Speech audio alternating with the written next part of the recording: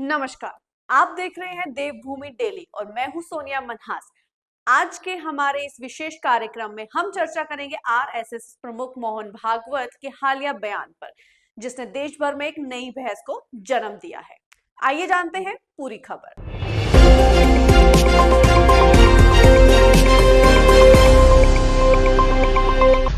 RSS प्रमुख मोहन भागवत ने हाल ही में नागपुर की विजयदशमी के अवसर पर जनसंख्या नियंत्रण और असंतुलन पर बड़ी बात कही।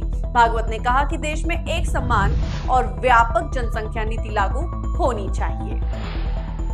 संख्येचा उल्लेख झाला, जनसंख्या कमी होते भरकीत आहे, चिंतेचा विषय आहे। त्याचं कारण हे शास्त्र, लोकसंख्या शास्त्र जे आधुनिक ते असं सांगतं की 2.1 च्या खाली जायला लागलो तर तो समाजच नष्ट होतो, पृथ्वीच्या पाठीवर तो राहत नाही। कोणी त्याला मारेल असं नाही, तो काही नसलं संकट तरी तो समाज नष्ट होतो। पण त्याच्यातही असं सांगतात की 2.1 च्या खाली, 2.1 म्हणजे 0.1 तर माणूस जन्मत नाही, 2 पेक्षा जास्ती पाहिजे, 3 पाहिजे कमी, शास्त्र सांगतं।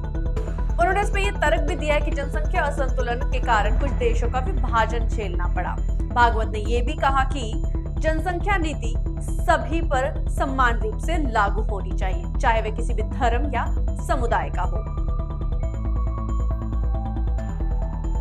आरएसएस प्रमुख के बयान के बाद एआईएमआईएम के नेता असदुद्दीन ओवैसी ने जोरदार प्रतिक्रिया दी है। उन्होंने कहा है भारत जनसंख्या दर में पहले ही विश्व के दूसरे स्थान पे है। ओवैसी ने सवाल उठाया कि यदि हिंदू और मुसलमान का डीएनए एक जैसा है तो फिर असंतुलन कहां है। उन्होंने ये भी पूछा कि क्या सरकार ये सुनिश्चित करेगी कि जनसंख्या बढ़ाने वाले परिवारों को वित्तीय मदद दी जाएगी। इसमें महाराष्ट्र के वरिष्ठ नेता जयंत पाटिल ने कहा कि पहले राज्य में एक कानून था जिसमें 2 से अधिक बच्चे वाले व्यक्तियों को स्थानीय निकाय चुनाव लड़ने पे रोका गया था। अब भागवत के बयान के बाद क्या इसे बदलाव करने की योजना बनाई जाएगी।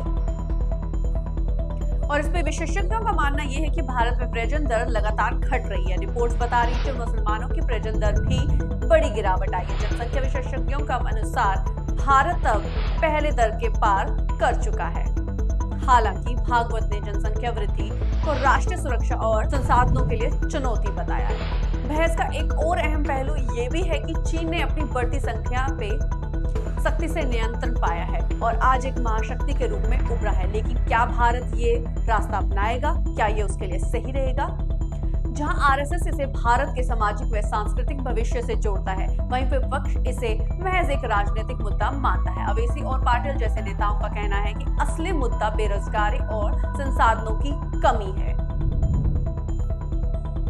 तो ये देखना दिलचस्प होगा कि क्या सरकार इस मुद्दे को एक ठोस नीति लाती है या फिर केवल एक विचार विमर्श बनकर रह जाएगी। आपकी राय क्या है? कमेंट बॉक्स में जरूर बताइएगा। क्या भारत की जनसंख्या नियंत्रण नीति पर एक अहम जरूरी फैसला लेगी? हमें बताएं। तब तक के लिए देखते रहिए देवभूमि डेली। नमस्कार।